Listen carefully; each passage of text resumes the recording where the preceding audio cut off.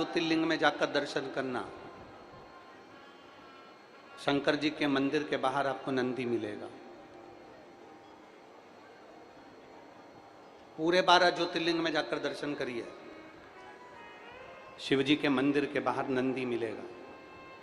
पर केवल 12 ज्योतिर्लिंग में से पूरे भारत में केवल एक ओमकारेश्वर ऐसा है, मेरा देव अधिदेव महादेव ओमकारेश्वर की भूमि ऐसी है जहां नंदी के साथ उनकी देवी भी विराजमान होकर शंकर की आराधना करती है।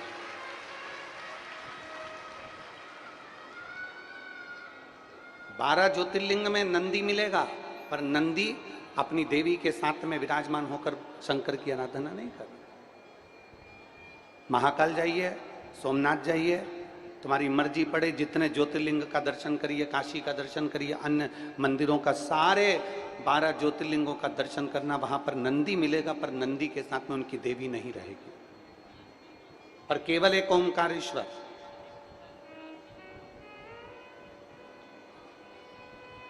ओमकारेश्वर की पवित्र भूमि पर जो भगवान नंदी भी अगर विराजे हैं तो अकेले नहीं विराजे, देवी के साथ विराजमान होकर भगवान शंकर की सेवा में तल्लीन है, क्योंकि यहाँ शंकर ओमकार के रूप में विराजमान है। बोल ओमकारेश्वर भगवान की। यहाँ शिव ओम गुटखा खा लिया, कहीं कुछ कर लिया। श्री शिव महापुराण की कथा कहती है कि नर्मदा के तट पर, नर्मदा के घाट पर, मां नर्मदा की गोद में, मां नर्मदा के जल में, मेरे शंकर के धाम में जितनी देर रहो व्यसन से मुक्त रहो, क्योंकि मेरा शंकर भी व्यसन से मुक्त है। मेरा शिव भी व्यसन से मुक्त है। दुनिया के लोग कहते हैं शंकर भांग पीते हैं। ना ना रे भाई, कोई एक पुराण उठाकर बता दो जिसमें लिखा हो कि शंकर को भांग प्रिय है। शिव को भांग प्रिय नहीं है, शंकर को मेरा राम प्रिय है। जिसको राम प्रिय होता है उसको भांग प्रिय नहीं होती, और जिसको भांग प्रिय होती है उसे परमात्मा प्रिय नहीं होता। नदी की पवित्रता क्या होती है, नर्मदा जी की पवित्रता क्या होती है, गंगा जी की पवित्रता क्या होती है, किसी पवित्र नदी की पवित्रता क्या होती है, किसी देवालय शिवालय की पवित्रता क्या होती है, अगर सीखना है तो मेरे देवाधिदेव महादेव से सीखो। शंकर भगवान ने गंगा जी को अपने कमंडल में नहीं रखा, शंकर भगवान ने गंगा जी को अपने हाथ में नहीं रखा, शंकर भगवान ने गंगा जी को अपने करीब में नहीं रखा, शंकर भगवान ने गंगा जी को अपने मस्तक पर रखा। अर्थात भारत की भूमि की जितनी पवित्र नदियां हैं, नर्मदा, गंगा, कावेरी, सरयू, सभी जितनी, क्षिप्रा आदि जितनी पवित्र नदियां हैं, सारी नदियों को आप भी अपने मस्तक पर रखिए, उसको गंदा ना करिए, उसको स्वच्छ बनाने का प्रयास लिया आता है।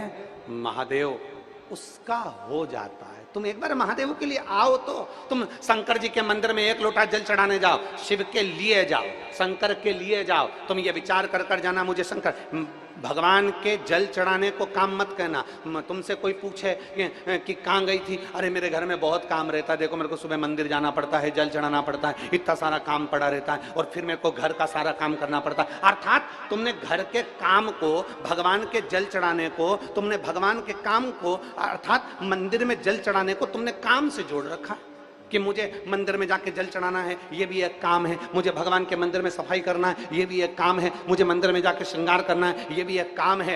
याद रखना, अगर भगवान शंकर को जल चढ़ाने को तुम काम समझते हो, भगवान शंकर के मंदिर में जाने को तुम काम समझते हो, तो कभी भी शंकर की कृपा तुम पर नहीं हो सकती। तुम जिस दिन अपना समझ कर जाओगे उस दिन शिव की कृपा हो। दर्शन कर कर निकलते तो नर्मदा जी का एक कंकर लेकर, कंकर मतलब जम के बोलो शंकर, कंकर मतलब शंकर, नर्मदा जी का एक कंकर लेकर चले जाते। अब उनका नियम क्या था, प्रत्येक प्रदोष को आना, और प्रत्येक प्रदोष को आना, स्नान करना, पूजन करना, दीपदान करना, शिवलिंग का निर्माण करना बालू रेत का, और पूजन करने के बाद में शिवलिंग विसर्जन करके एक कंकर उठाकर लेकर जाते।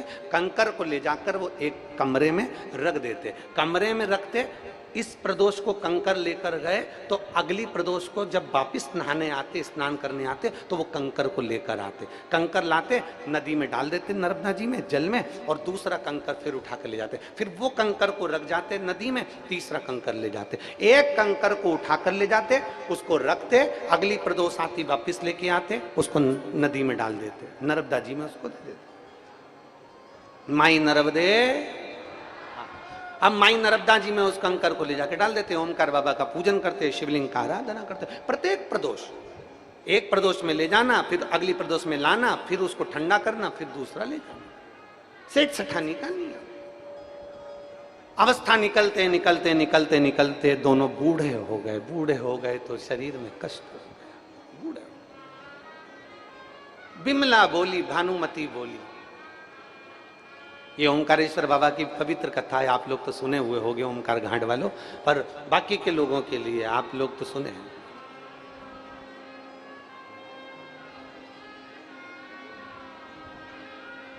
भानुमति अपने पति के साथ में जा रही थी, प्रदोष का व्रत पूजन कर कर, आराधना कर कर घर जाती है, साथ में कंकर भी उसके, और जाते जाते अपने पति से कहती है, सुनो तो अब तो बहुत थक गए अपन, माई नर्मदा बहुत दूर है, कोसों दूर,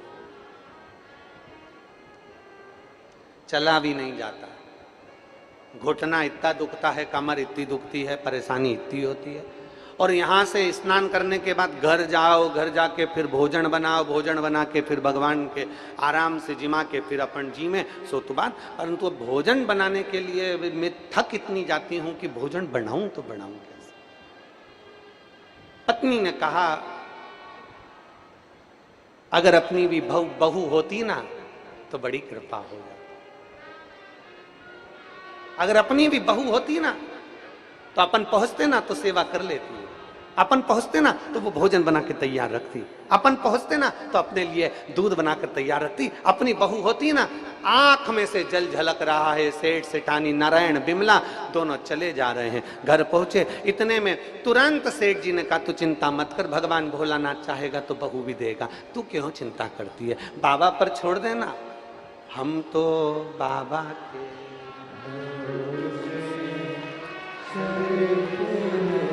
छोड़ दे बाबा के ऊपर। जिसके घर में 20 साल तक औलाद नहीं हुई उसने बाबा के भरोसे छोड़ दिया, तो तुम्हें छोड़ दे में क्या दिक्कत है। बिमला ने कह दिया, पति ने, नारायण ने कहा, जब होना होगी हो जाएगी, बाबा पे छोड़ दे। अब समय आ गया, समय आया तो 3 दिन के बाद पति ने पत्नी से कहा, सुनो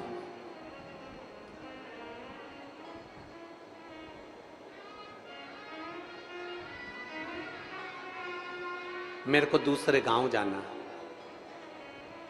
एक काम करो, थोड़ा सा आटा, उसमें 2-4 सोने की गिन्नियां, सिक्के उस आटे में मिला दे। क्योंकि पहले के समय में कोई बाहर गांव जाता था तो पैसा ऐसे ही लेकर नहीं जाता था, क्योंकि पैसा ऐसे लेके जा, आज के जमाने में लोग पर्स में लेकर जाते हैं, पर्स चोरी चले जाए। गांव जा रहे हो, जल्दी आना। पति चले गए, बाहर गांव गए। बाहर गांव जाते जाते पति ने देखा कि नर्मदा जी के तट पर 4-5 लड़कियां खेल रही हैं, और खेलते खेलते वो लड़कियां, वो बेटियां खेलते खेलते नर्मदा की रेत में घर बना रही हैं।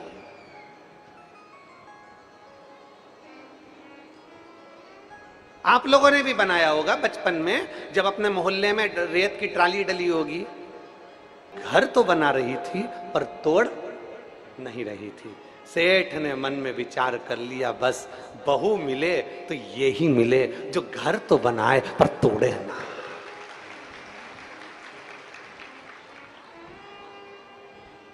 घर तो बनाए, जम के बोलो जरा, पर तोड़े ना। सेठ जी खड़े खड़े देख रहे हैं, बेटियां घर बना रही हैं, तोड़ रही हैं, घर बना रही हैं, तोड़ रही हैं, पर एक लड़की उसमें ऐसी है जो घर तो बना रही है पर तोड़ नहीं रही है, उसको सजा रही है, पत्थर उठा उठा के उसको सजा रही है पर तोड़ नहीं रही है। सेठ जी ने सोच लिया, बहू बने तो बस यही बने। लड़की अपने घर जाने लगी, वो लड़की अपने घर जा रही थी, सेठ उसके पीछे पीछे चला गया। कर देखा, सेठ जी कोई पीछे आ रहा है, कोई मेरे पीछे चल रहा है। इतने में लड़की ने जाकर दरवाजे पर पूछ लिया, अपने घर के दरवाजे पर, तुम कौन हो? तो कहा, मैं नारायण हूं।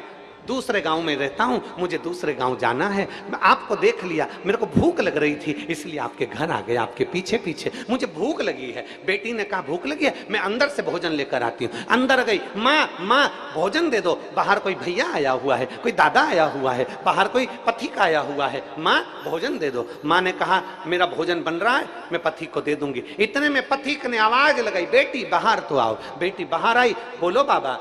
पथिक ने कहा बेटी मैं किसी के घर का खाना नहीं खाता, मैं किसी के घर का भोजन नहीं करता, मेरे पास ये आटा बंधा हुआ रखा है, ये ले जाओ, तुम्हारी माँ से इसकी 2 रोटी बनवा दो, मैं खा लूंगा। से विनती कर कर माँ नर्मदा के जल से ही इसकी फेरी डलवा दो, मैं समझ जाऊंगा कि मेरे बेटे से इसकी शादी हो गई। माँ नर्मदा का जल भरा, घड़े के अंदर कंकर शंकर को रखा, बेटी का भावर डलवा दिया। बेटी का भावर डलवा कर बेटी को बहू बनाकर ले आया। जैसी बहू बनाकर लेकर आया, आवाज लगाई अपनी पत्नी को, सुनो बिमला, भानुमति सुनो। भानुमति ने कहा तुम इतनी जल्दी आ गए? हाँ, ये कौन आया है साथ में? तुम्हारी बहू आई है साथ में। भानुमति ने अपने पति का हाथ पकड़ा, अंदर रसोई घर में ले गई। रसोई घर में हाथ जोड़कर बोली अपनी तो कोई औलाद ही नहीं है, तो बहू कैसे आ गई? अपने को तो बच्चा ही नहीं है, अपने को तो संतान नहीं है, तो मेरी बहू कैसे लिया है? भानुमति से कहा मैंने माई नर्मदा के साथ में कंकर शंकर को रखकर इसका फेरा डलवा दिया, तू चिंता मत कर। मैंने इससे कह दिया मेरा बेटा काशी में व्यापार करने गया है। पत्नी बोली झूठ बोलकर कब तक जिंदगी चलेगी, आपको सत्य बोल देना था। पति ने अपनी पत्नी को कसम दे दी, तुझे सौगंध है मेरी, तू मत बताना, चलने दे, बाबा संभाल लेगा, सब संभालेगा। धीरे धीरे धीरे धीरे बहू ने अपने सास ससुर की सेवा करना चालू करी। सास ससुर प्रदोष का व्रत करने जाए, सास ससुर नर्मदा जी के तट पर शिवलिंग का निर्माण करे, निर्माण कर कर एक पत्थर रखें, अगला पत्थर रखें, ऐसे करते करते 8 महीने 9 महीने 1 साल 1.5 साल निकल गया। आज भानुमति की बहू बाहर किसी संत को भोजन देने के लिए गई, पड़ोसन ने देख लिया, आवाज लगाकर बुला लिया, बहुरानी इधर तो आओ, तुम्हें मालूम है तुम्हारे सास ससुर जैसा झूठेला संसार में कोई नहीं होगा, तुम्हें मालूम है? बनाकर भेजा है। हमसे लोग कहते हैं सियोर के कंकर का क्या महत्व है, तुमने दुनिया भर में कंकर की पूजन करवाना चालू कर दी। क्या मंदिर कम पड़ रहे थे जो कंकर की पूजन कराई? ये बाबा ओमकारेश्वर के तट की भूमि की वो कथा है कि कंकर भी शंकर बनकर प्रकट हो जाता है, वो कंकर कहलाता है।